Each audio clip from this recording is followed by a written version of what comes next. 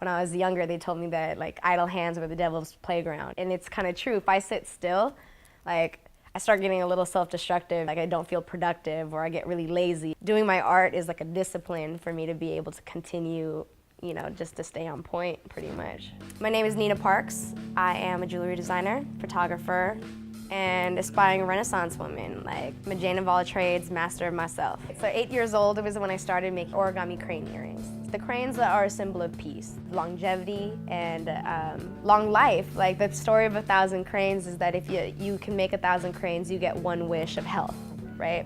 I've definitely made more than 1,000 cranes within my lifetime, and it's gonna continue to go. The symbol itself reminds me that I'm searching for a certain sense of peace. The cranes for me are like this meditation, and me being able to like reflect upon like conflict, be able to reflect upon the beauty that I share in this world with other people, and like it goes into the whole process of creating those cranes is just remembering that peace can exist in this world. I was born in San Francisco. I moved around a lot. I'm kind of like a nomadic person. I got involved in jewelry design when I was 8 years old. So my uncle, Danny from New York, taught me how to do basics, like how to bend the wire, how to piece things together, what tools that I would need to use. He made me these little business cards when I was 8, and my first little business was called Creations, and I used to sell earrings to my mom's friends. I've been riding this bus since I was like 8 years old, right? Because my mom and my dad work full-time, right? So they would just send me and my brother on the bus to go to our activities, whether it was gymnastics or karate or taking art classes over at the museum or whatever it was. Me and my brother spent a lot of time on the bus as kids. So I have to say that I found a lot of myself as an artist on the bus as a kid. You know? I was a runaway. Like I was constantly out of the house. When I was younger, I did like a lot of drugs when I was a kid. I started like drinking and smoking when I was like 12 years old. By the time I was like 15, I was dropping like ecstasy in class. You know, I ended up dropping out of high school when I was more or less 15, 16 years old. New Mexico was an interesting experience. I was sent to a ranch school. I was like shipped out on a plane. 6 o'clock in the morning, they're like, your stuff is already packed. All you need to do is get on this plane and you're going to New Mexico. So it was like 400 miles away from Albuquerque in the middle of nowhere, right? It had cows, it had pigs, it had chickens, lots and lots of horses, and I was there for a year and a half. So after New Mexico, there was just a whole bunch of exploration, right? When I went to school, I traveled, I partook in a lot of different artist movements that were happening in the Bay Area, primarily the hyphy movement. From there, when I started looking at what everybody else was doing, I got really, really inspired to just start creating. And the origami crane earrings especially, I gave them as gifts to people during Christmas, and they wanted to give gifts, like them as gifts to other people, and it just created from there. Like, I don't know, it was almost magic. This is my hood, the Excelsior. I didn't always live out here though. This is basically my home base. The Excelsior is where my heart is. So that's why a lot of the stuff that I do is out here. Ultimately, Nina Parks is an idea, right? The last name Parks comes as a reference from Gordon Parks, known as the Renaissance man. Gordon Parks said something very interesting, right, that I'd take with me, which was, I could have picked up a knife or a gun like most of my childhood friends did, but instead I chose the camera as my choice of weapon in order to combat all the things that I find ugly about this world, and generate and create something beautiful that other people may be able to relate to.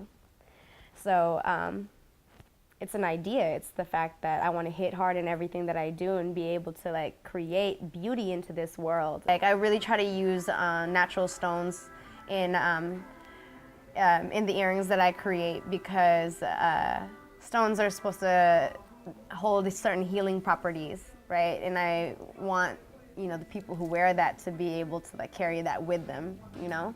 I definitely, when I feel them, you know, I'm looking for like the energy the beads have. That's why when I grab them, I like hold them in my hand, kind of feel with like what kind of energy like I pull off of them. All right, earrings. Although they are representatives of peace, there's something very strong and like militant about the way that my cranes hang, and observing the crane through my own martial arts. They're graceful and all of that, but they're swift and they hit hard and fast. So I have a website, www.ninaparks.com. Somebody ordered a pair of earrings for somebody. It looks like it's actually a gift, so hopefully, you know, these go to a really good home in New Jersey tomorrow. We'll see what happens. Hopefully they send me a picture back. I always love that. Like, I would like to see where my artwork goes, but because I put them in stores, sometimes I don't know, right? Like someone orders it and I never know where they go, or like how it looks or how they rock it or what it means to them. So trying to keep 2 stores stocked and then stuff online, and then also like the little sales that I have here and there, like it's constantly creating. Right now we are boxing all of them up, all of the cranes up here at Premium Blend to give them new inventory for their store.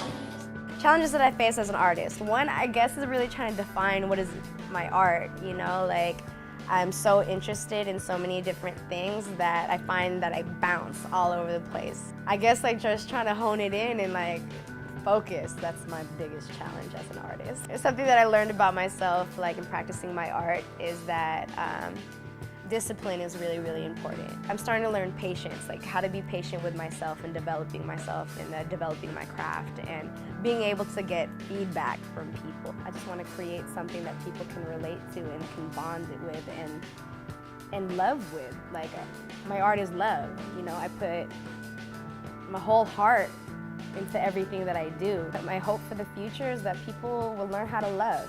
However I can contribute to that is what I want to do.